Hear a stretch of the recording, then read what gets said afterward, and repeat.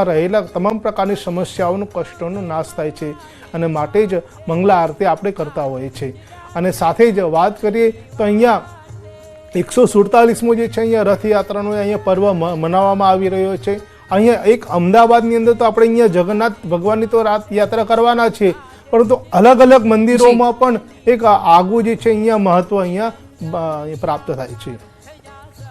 અત્યારે મહત્વપૂર્ણ સમાચાર પ્રાપ્ત થઈ રહ્યા છે કે મુખ્યમંત્રી ભૂપેન્દ્ર પટેલનો કાફલો જે છે તે આવી પહોંચ્યો છે અને ટૂંક જ ક્ષણો બાદ લગભગ 20 મિનિટ બાદ 15 મિનિટ બાદ પહિંદ વિધિનો પ્રારંભ થશે। મુખ્યમંત્રી જે સોનાની સાવરણી સાથે પહિંદ વિધિ કરશે અને ત્યારબાદ રથોનું પ્રસ્થાન થશે। આ કાફલો જે મુખ્યમંત્રીનો છે તેની તસવીરો આપને દર્શાવી રહ્યા છીએ, લાઈવ તસવીરો આપ જોઈ શકો છો। ગૃહ રાજ્યમંત્રી હર્ષ સંઘવી પણ હાજર છે અને સહકાર મંત્રી જગદીશ વિશ્વકર્માની પણ ઉપસ્થિતિ જોવા મળી છે। તમામ જે આગેવાનો છે, નેતાઓ છે તે આવી પહોંચ્યા છે। ભક્તોનો પણ ઘોડાપુર જોવા મળી રહ્યું છે। ભક્તિ રસથી આખું પરિસર તરબોળ જોવા મળી રહ્યું છે અને અમદાવાદમાં જ્યારે ભગવાન નગરચર્યાએ નીકળશે ત્યારે કેવા પ્રકારની લાગણીનો અહેસાસ ભક્તોને થશે તે તો તમને દરેક જાણકારી પહોંચાડીને અમે એ જે ભક્તિ રસ છે તેમાં ઓર વધારો કરવા જઈ રહ્યા છીએ।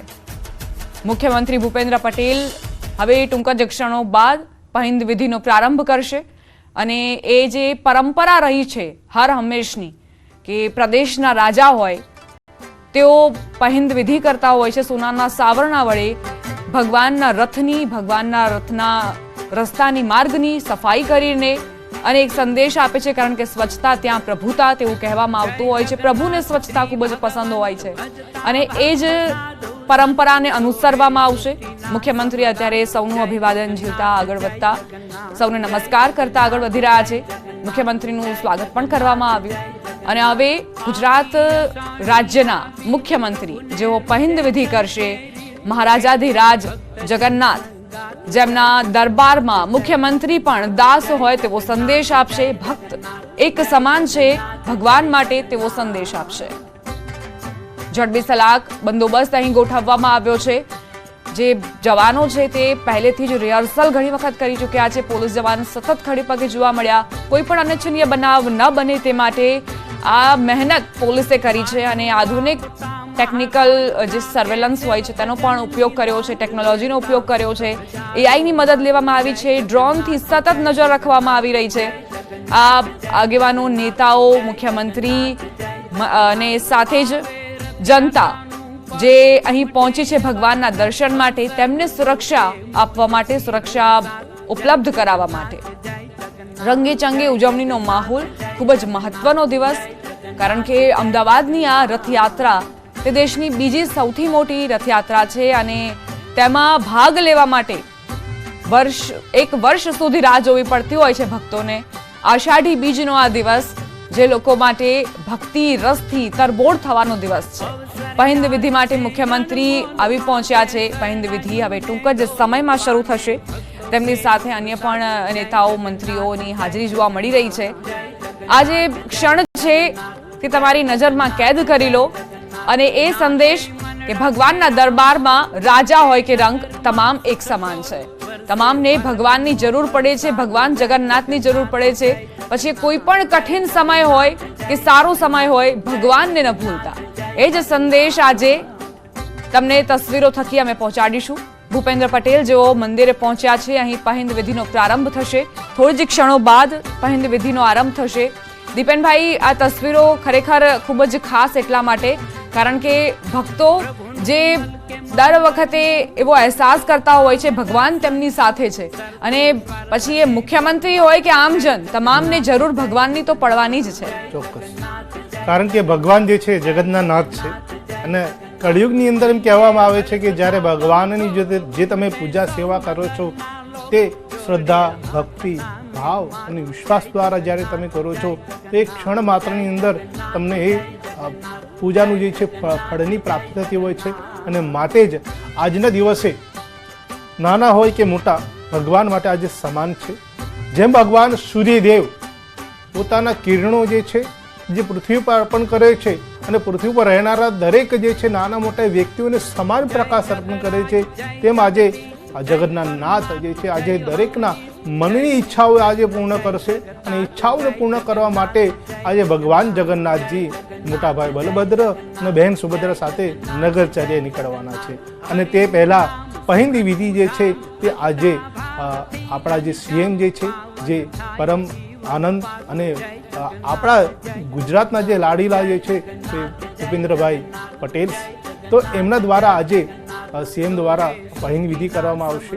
તો આ પહેલી વિધિથી એમ કહેવામાં આવે છે કે એવો ભાવ અર્પણ કરે છે કે જ્યારે રાજા જે છે તે ભગવાનની સેવા કરી રહ્યા છે, ભગવાનની અહીંયા સેવા કરવાનો એક અનેરો લાવો મળે છે.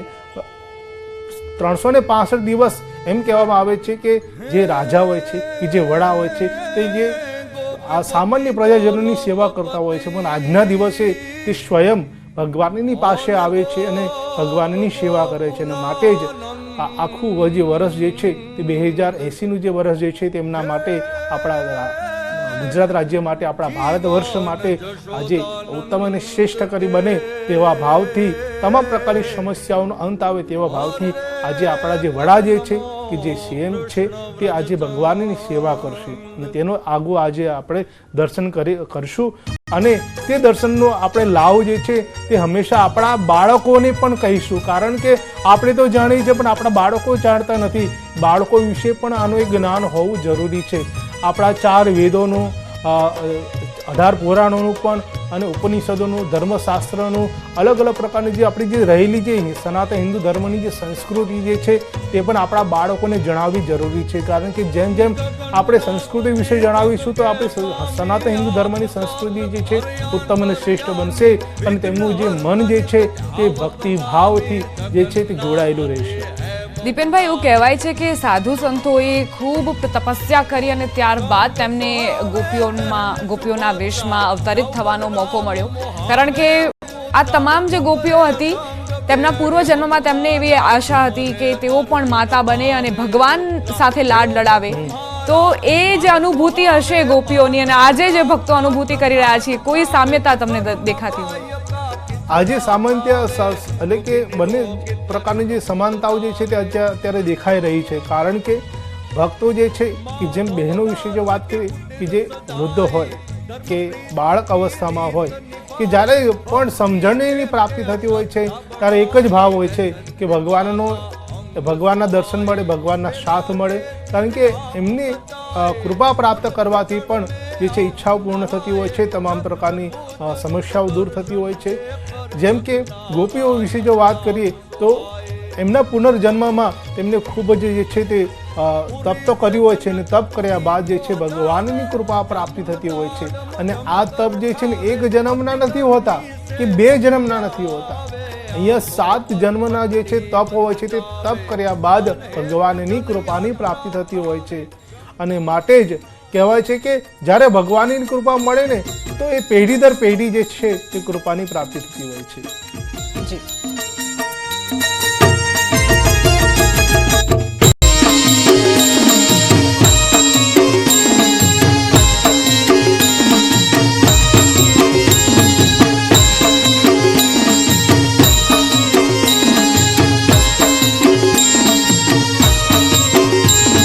દ્વારકાનો નાથ મારો રાજા રણ છોડ છે, એણે મને માયા લગાડી રે.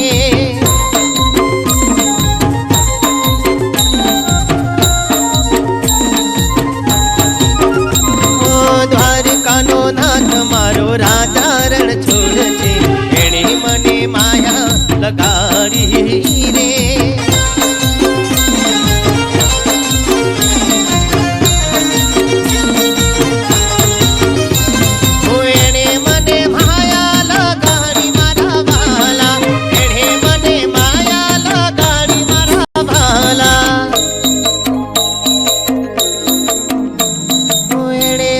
માયા લગાડી